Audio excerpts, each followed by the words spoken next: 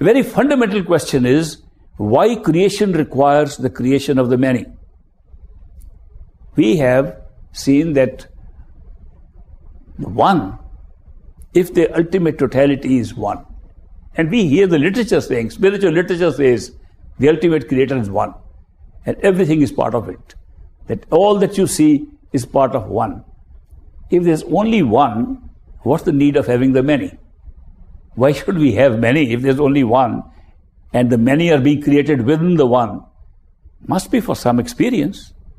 What experience is needed to have more than one? We go back to fundamentals now, and the fundamental answer again comes back to what I stated in the beginning.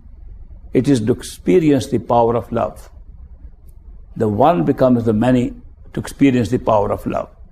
People say it in different ways. Religions have stated in different ways. God is love, the Creator is love. What does that mean? In some term, it means nothing at all. The Creator is love. What does it mean? But when you say the one needs the many to experience love, it makes sense. Therefore, the whole creation is actually based upon the principle of love. Then we add on other things.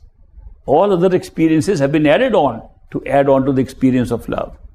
Therefore, one might say the primordial experience of consciousness is love, and all other experiences are added on to it. It's nice to have a variety of experiences.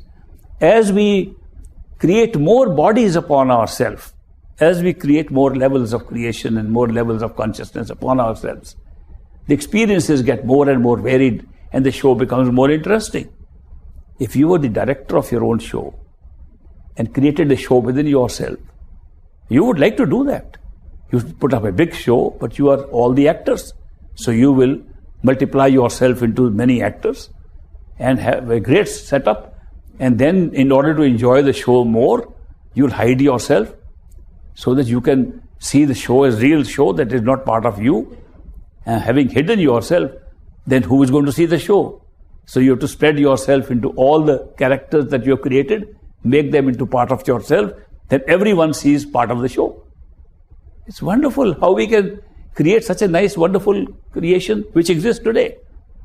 When you understand this basic principle that consciousness created this whole show as a show on a stage of time and space that is created successively in terms of time as we see it from here, then we realize that the show has been set up in order to intensify, in order to increase the appreciation of the existence of consciousness, so that we can appreciate consciousness as something that can be conscious of shows like this. So the whole creation is a grand show, very big show.